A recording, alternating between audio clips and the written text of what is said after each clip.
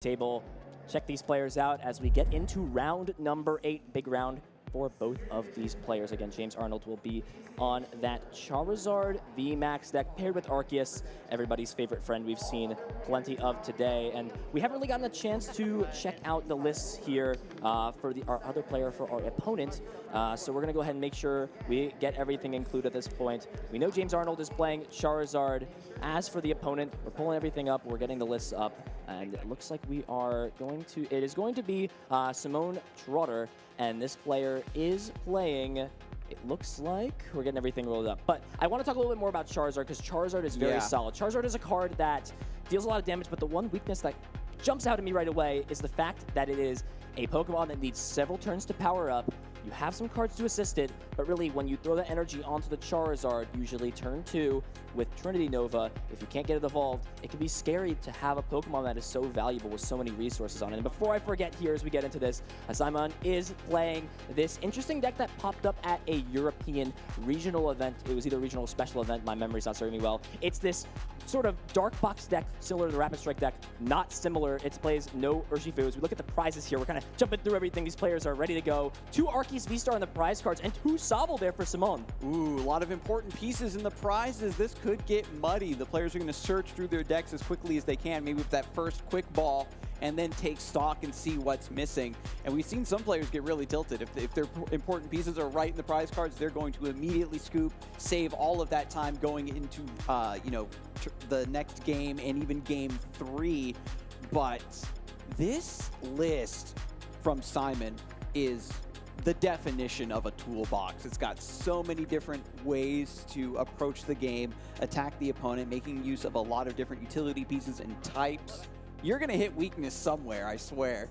Yeah, absolutely, especially when you open that Galarian Zapdos, as it looks like we are getting ready to kick things off as we get into our first match. Looks like you're just debating what's happening with our start, but I want to talk about Simon's list a little bit more. The interesting thing is this list is very similar to what we saw a player by the name of, you may know him, Stefan Ivanov, a two-time back-to-back international champion, played a special event to get top 16, or a regional special event, and it plays a lot of these engine cards like Birdkeeper to allow this Rowlet to attack. It has the ability that allows it when you play Birdkeeper to attack and use, and its attack cost is free, it is 0 essentially, and it has an attack called Windshard that hits on the bench 60 damage to any benched Pokemon. Very solid card. We'll have to see how relevant it is in this matchup, because as we look at the list here for James, James is not running any of these draw or support engines like B-Barrel or Inteleon, just relying off of the raw power of some of our support basic V Pokemon like Crobat V, like Lumineon to grab Pokemon or grab supporters out of the deck. But James is getting right into this, exactly what you want to see, the turn 1 attachment to Arceus, the Charizard down. This is standard stuff that we see for Arceus. Once you get set up, like, you're off to the races. The ability for Arceus V to get that Trinity Charge or Trinity Nova off and then immediately set up the next attacker. If your opponent's also trying to respond, get that knockout, you can immediately bring out your next attacking Pokemon with plenty of energy attached, ready to keep that momentum going. It turns a lot of matchups into just a slugfest. You're just cracking back and forth, and whoever can take those first prizes is going to be the one that wins. Zapdos seems like a very scary card to be very wary of if you're James. The fact that there is no copies of something like Dunsparce with a Mysterious Nest to prevent weakness, but more so that this deck doesn't fill the bench up with non-rule box, non-V Pokemon. It's not filling the bench up with things like B-Barrel or Sobbles or Inteleons. It's utilizing a lot of these to get things done. And when you allow Zapdos to attack for a single fighting energy, you don't even need Raihan to power it up. It's going to be super important to note how James traverses around the Zapdos V. The existence of Arceus basically single-handedly brought Galarian Zapdos V into the metagame. It's such a strong fighting type attacker, and again with that ability to get that deceleration of energy, so to speak, like that discount, get it into play, start kicking really hard. That's exactly what you need. Take those 2 prizes, take away your opponent's acceleration engine. If this Arceus V goes down before it has a chance to accelerate to the Charizard, these really expensive attacks that you talked about, Ethan, are just going to be way too slow. And Simon's hand is not looking very solid. Has Boss's orders, considering just playing it on the Charizard to bring it up. It does have 3 retreats, so something like an air balloon would not get it out of the active, but I know that James came prepared with this deck, is playing multiple copies of Switch, 2 Switch and a escape rope, understands I have some heftier boys here. They're a little harder to move out with a simple balloon. I'm going to need the switching card itself to switch out. But this hand is looking very solid for James off the bat. Has the double turbo energy already, a research to draw some more cards. And Simon's start was not very solid. Was able to get the Zapdos down in energy, but something like a Choice Belt can just straight up take the knockout onto this Zapdos. And he's going to need to find an Arceus V-Star. We'll see if there is one in this hand. It looks like I'm not seeing it. There is an evolution incense. Okay. So it does have it. Wow. Okay, goodness. Evolution incense. So we're going to find the Arceus V-Star. We need to get it into the active as well so we can get that Trinity charge. And hopefully with the Starbirth, we can just find that, get the switch here. So looking at the hand, already has switch. So this means it's one less piece you need to grab off of Starbirth. Almost certain we're going to see something like the Choice Belt get grabbed. Immediately fans it to the hand. Can grab another card, maybe the Charizard V Max to get that evolved already, to not have to worry about the Charizard taking damage. And we're already seeing that with this deck, you can put on aggression super quickly, super fast. We haven't even started to talk about this list. Still deciding what to look at. It looks like actually an Echoing Horn grab. Very interesting to see that card in a deck like this. Plays a lot of Waste to Gust for Boss's Orders. Understands, hey, I have cards like Luminion. To get that card specifically out of the deck, I want to draw into it naturally with things like Crobat. To just find it as I'm drawing through my deck, as I'm discarding pieces. And Magma Basin as well is a stadium that really allows this deck to function. It is maybe the most powerful stadium we've seen in a long time. I know me and Chip talk about this card a lot, how solid and how good it is. But the ability to just accelerate energy from your discard pile as a stadium card to not even use your supporter card return is so powerful. Cannot understate that. Yeah, I'm honestly looking forward to the next batch of fire decks that can make use of Magma Basin. And now Charizard is the first. It's laying the groundwork for the other fire-type decks to maybe take over. But fortunately, with the switch, with the Choice Belt attachment, now setting up for an attack to get the acceleration onto the Charizard V.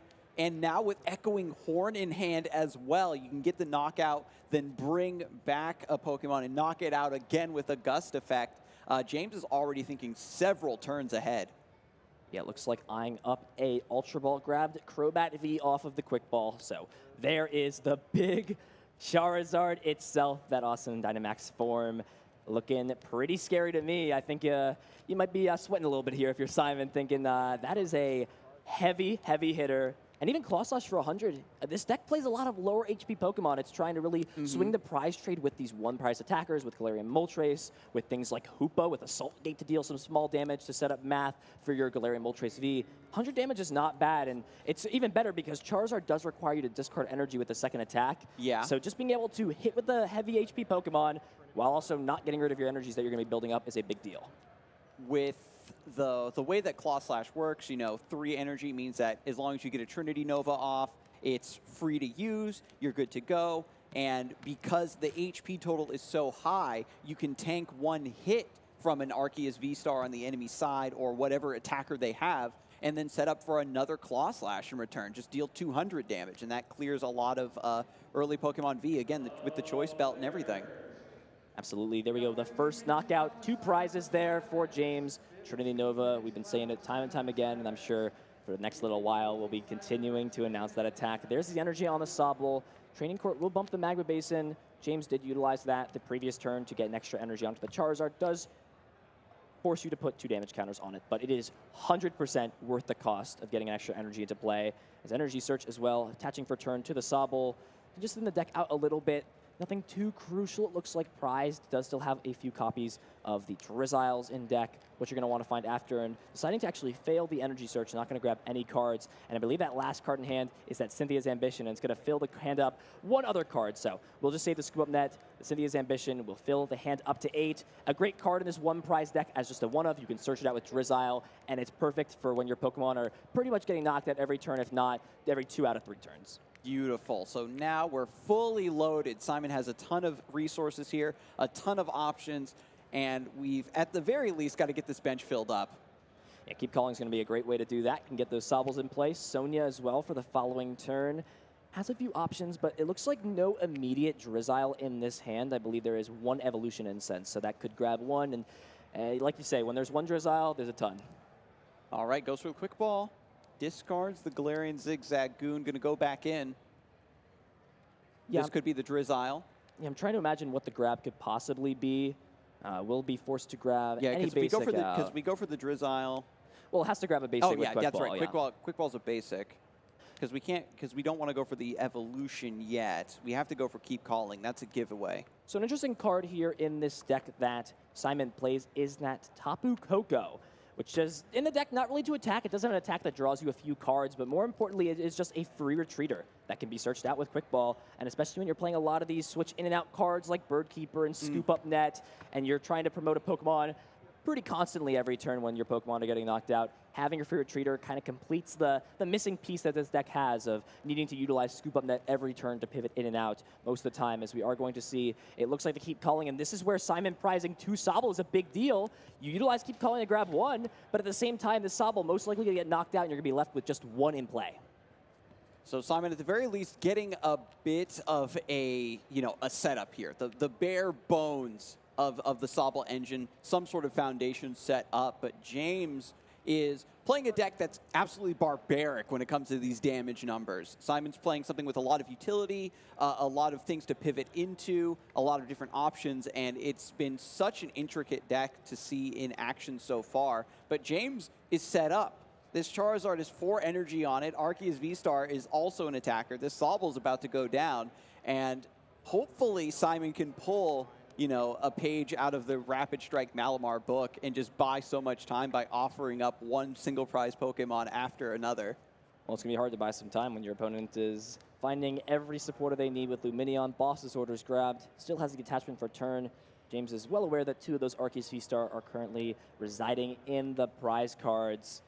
Energy attachment on the Arceus can set up for another attacker, 2 prize attacker, and there is the Echoing Horn, can bring the Zapdos back into the discard pile, onto the bench. And yeah, Simon understands that there is practically no way to come back from James being at 4 prize cards already with no damage on the side. A very convincing game number 1 there for James. Yeah, the Echoing Horn was picked up right away. You knew you wanted to double down on that V. Make the prize map work for you. Don't have your game plan delayed by single prize Pokemon. Just feast on the one that's worth the most prizes. And so I love the quick concede. We talked about how sometimes it's correct to play to your outs or a couple more turns, but Simon knows this one is not good. I didn't get my setup. The Charizard was way too fast, and we're going to go to game 2. Yeah, as we're looking closer through the list here for Simon, I want to point out a few key cards that I noticed that are a little bit different from the list that Stefan played recently. Is opting to play Metacham V, a card that we see more so in this deck is paired with Rapid Strike Urshifu as an attacker or a way to deal damage and set up for Yoga Loop. And a little off the top of my head, it seems a little bit hard to get Yoga Loop, but when you have things like the quick shooting Inteleon to set up math, Yoga Loop is one of the best attacks if you can pull it off. Taking an extra turn is by far the most powerful effect in the Pokemon trading card game. Being able to do everything you do on your turn, again, knocking out Pokemon, attacking, playing supporters, getting energy into play. Taking another turn, there's nothing that really beats that. Exactly, and this is also, you get to do it right back to back. Your opponent can't even respond. They just have to send something else up into the active, and you just get to double dip on those prizes. If your opponent suddenly thinks they have 1 or 2 more turns to make a comeback or get a setup, that Yoga Loop can come down. Wow, look at these prizes for James. Prize 2 Arceus, a Charizard, and 2 Double Turbo is luckily playing the 4 copies. Nothing too crazy for Simon. Does have access, or rather, did prize a few copies of Level Ball, but James also starting off with the Crobat V. Very clunky start. We're going to need to get a switch to get this out of the active, and this might give Simon enough time to finally see the setup that he wants.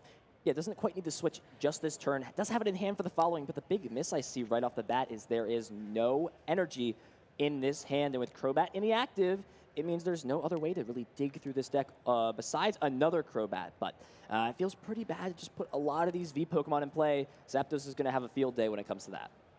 The Crobat V is safe for now. You don't want to attack just yet, especially when you fortunately did find the 3rd Arceus V. And we're still trying to get our setup going. Early attacks on the 1 prize Sobble isn't going to matter too much. So James, I think, is a little bit happy here to just take their time. He's going to be taking his time, getting his setup, and then just come roaring out of the gates. As soon as this Crobat V goes down, potentially, there's just going to be 1 or 2 massively accelerated attackers already set up behind it. Yeah, Simon's deck kind of struggles to take prizes a lot in the early game. You're setting up your Drizzles to pretty much put together these combo pieces. The Zapdos Raihan plays, the quick shooting Medicham Loop plays, Math with Hoopa and Galarian Moltres V, and of course, at the end of the game, the best late game attacker in the format, the Galarian Moltres Malevolent Charge and Fiery Wrath being a solid attack. But having the Crobat start right away means that the Zapdos with the third V in play is essentially attacking for a single fighting energy, and Crobat is weak to fighting, so it will fall to an attack from this Zapdos. Does have the fighting right away off of the energy search. Quick ball to grab the Zapdos. And it looks like we have the scoop up net in hand already here for Simon. We could be seeing 2 prizes right away. Here's the scoop up net. Saba goes back, gets re-benched. Galarian Zapdos V now in the active spot. Fighting Instinct is now active. We can attack and take 2 prizes. The Zapdos was so frightening at the start of game 1, but just missed the timing of being able to do anything before it got KO'd. Now it's starting to really strut its stuff. With 2 Pokemon V in play, Galarian Zapdos V is now putting James under pressure. If you put another Pokemon V down, I don't need to attach an energy. I still have my, my Strong Legs kick. And now, if you don't bench a Pokemon V, I can just naturally attach another energy, perhaps. Yeah, you said it right. Doesn't even matter if another V comes down for James, because another attachment will just do what's needed. And you can see that James is just debating, do I even V-star this Pokemon? I think I need to utilize Trinity Charge to stay in this game. Otherwise, I have just no options to find it. Does find the 1 of 2 remaining double Turbo Energy that are available in the deck. Finds the Arceus V, has Ultra Ball as well to potentially grab another Arceus to utilize Starbirth later on. You want to have access to that ability. It's one of the best in the game. Discarding a Fire Energy, and the second Ultra Ball has to go digging, but this is a lot of pressure. This is, normally you don't see Galarian Zapdos V put this much pressure on so early, but the reason that this pressure exists is why so many Arceus decks these days are running that Dunsparce, trying to get rid of that weakness. But at the very least, we get the Trinity Charge, get the 3 energies onto the Charizard V Max. So once this Arceus goes down, maybe Charizard V Max can hard carry. Yeah, it seems that James' plan in this matchup is to power up a Charizard. It deals plenty of damage with Claw Slash, and then G-Max Wildfire is a great way to close out some of the bigger targets, and it's also going to force Simon to maybe make a little bit more of an awkward play. As you see, Simon's maybe not too used to playing up against this card. It is not a very common top meta deck, but it has come into the spotlight a lot more with Arceus, and anytime we see a Charizard deck do well, it's great. It's great to watch Charizard do well. It's a fan favorite. Nothing can go wrong when you're rocking out with Charizard. You said it, Ethan. Charizard is the people's champion. Everybody loves this card, and now I'm really glad to see that James is, you know, letting it put in work, thanks to the enablement of Arceus V, of course.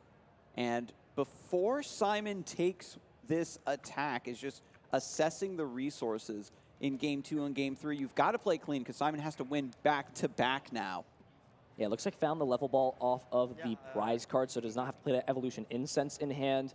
Can grab the Drizzile, Shady Dealings to grab any trainer out of the deck, and it looks like eyeing up the Echoing Horn. This is a very smart play. It means that Simon doesn't have to worry about an energy attachment for turn. You put the Crobat back into play. From there, it's not anything that will threaten attacks down the line. It will sit on the bench and provide 1 less colorless for your Zapdos.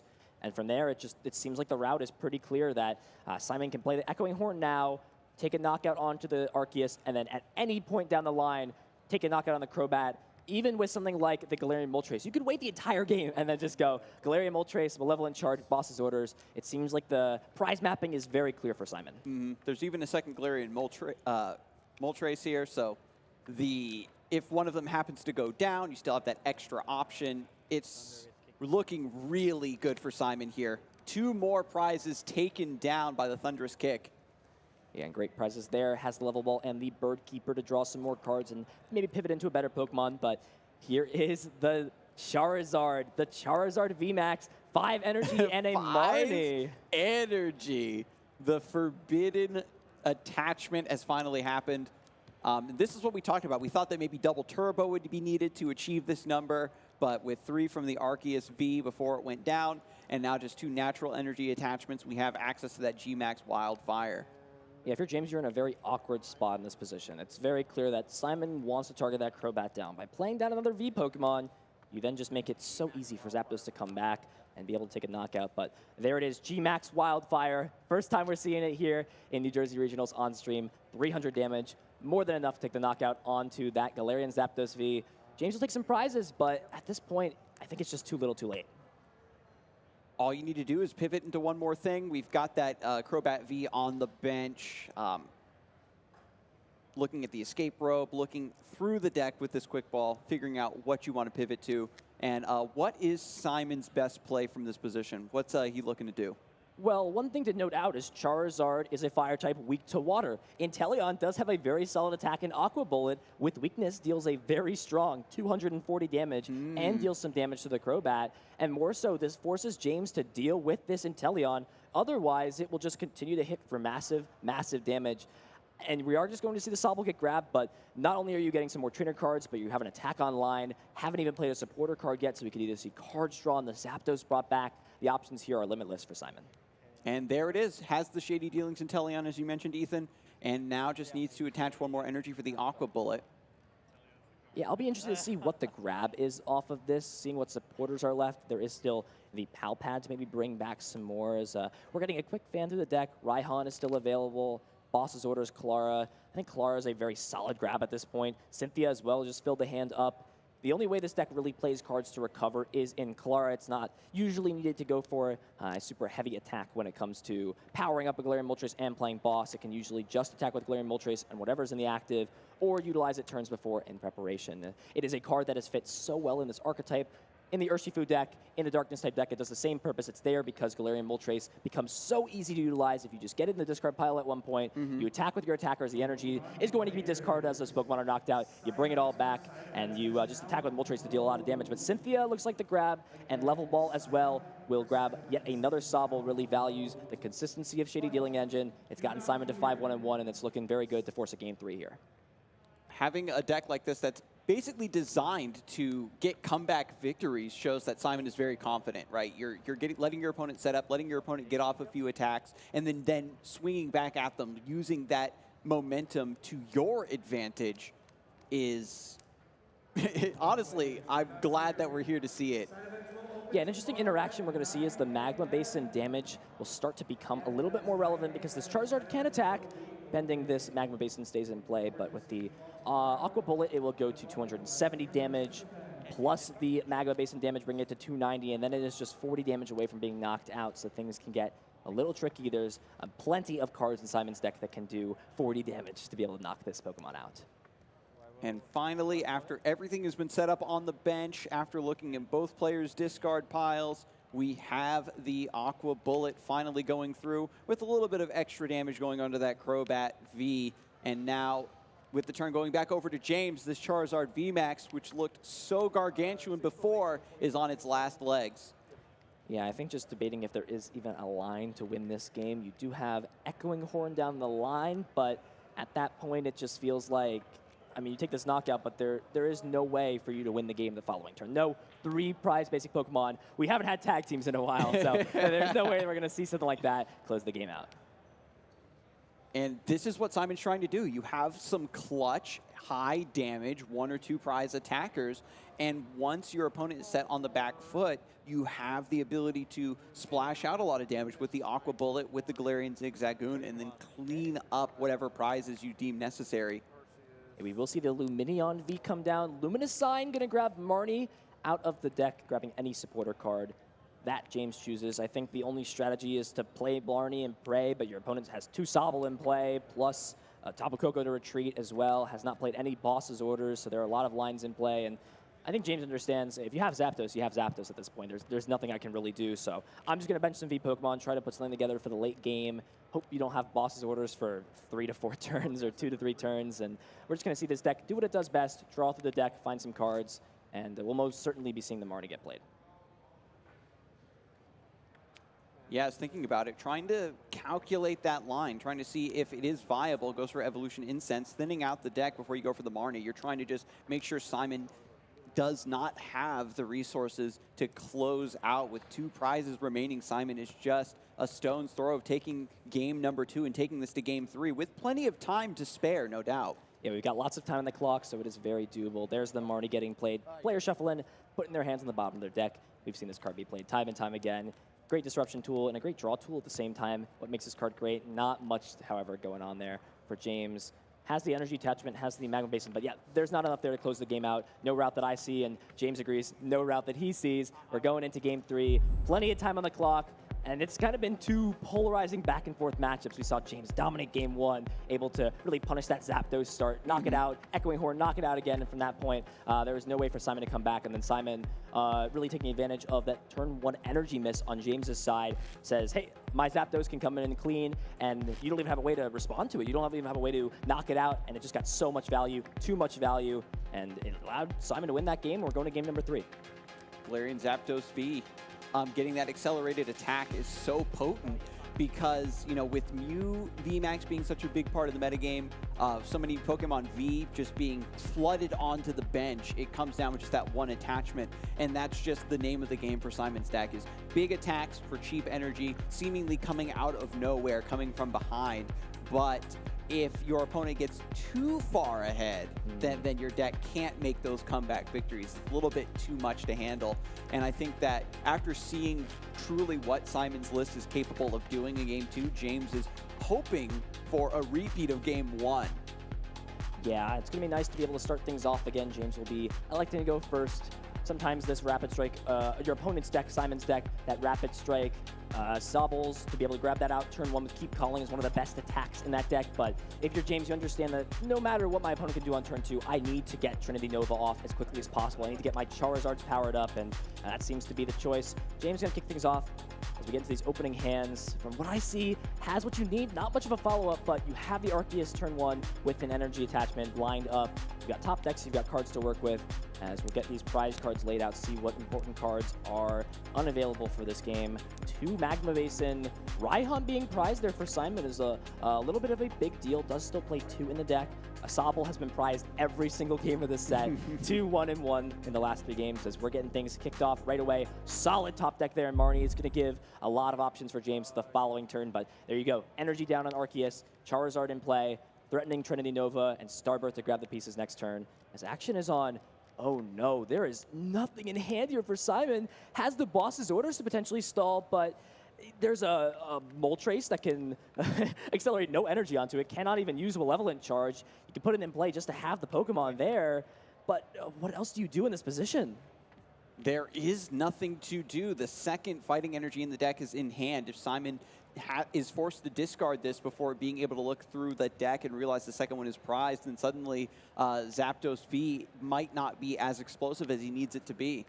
And just to pass over, already has to switch in hand, another Arceus and a Marnie to follow things up. It feels so poor when you're going to be Marning your opponent out of a pretty poor start, but with how explosive things are looking right away, it will actually decide to not play the Marnie, and this is a very smart play from James. I think this is the route that we're going to see, especially with the energy onto the Arceus. It's pretty much saying, hey, I understand your hand is not very good. You could have played a supporter, you could have grabbed any Pokemon out of your deck.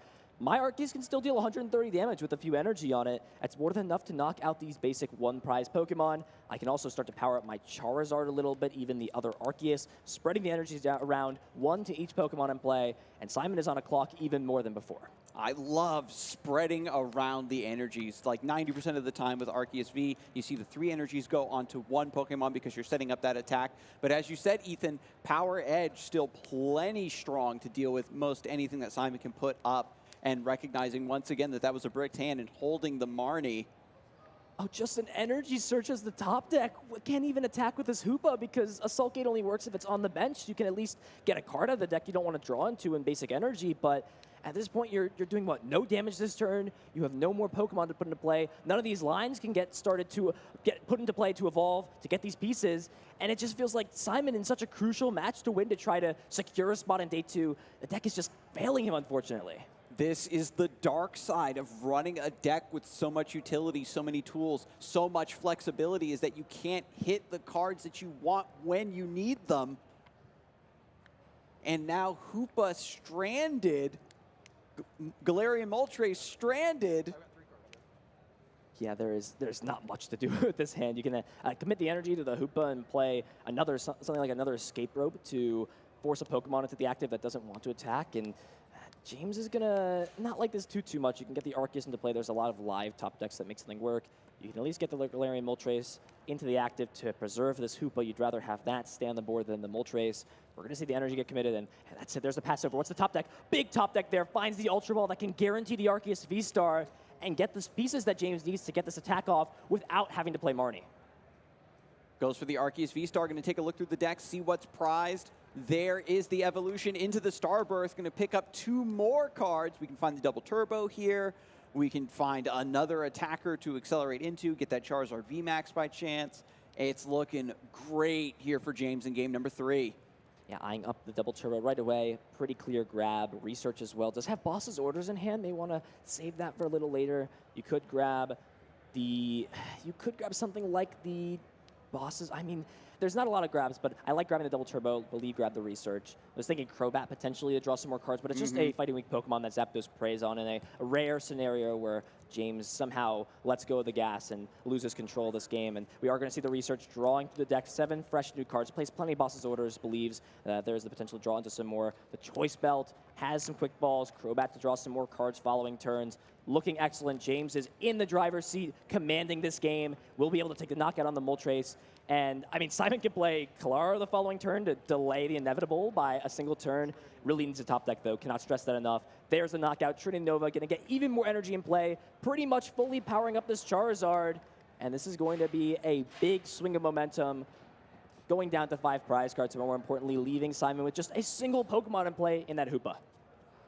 It's going to be attack after attack after attack for James. And Simon's list is designed to go up against things that are just a little bit slower. Something that is, as we saw, weak to the Zapdos. You can get a lot of mileage out of the Galarian Zapdos V, but once you whiff on that main attacker, the thing that gives you so much pressure for your early game, Simon is really struggling to put something together. Sobble, as we know, that search engine can make miracles happen, but this is just one Sobble hitting the bench. If James really wants to, we could see a boss onto that target before it gets a chance to evolve.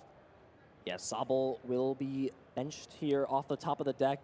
Has the attachment actually going to go ahead and commit it to the Hoopa and a pass. And this is where the gates open for James again to try and play something like a boss's orders to target down the Sobble, to limit the draw for Simon, prevent that keep calling attack from being used. This deck is fine losing the early game. It can take prizes later on.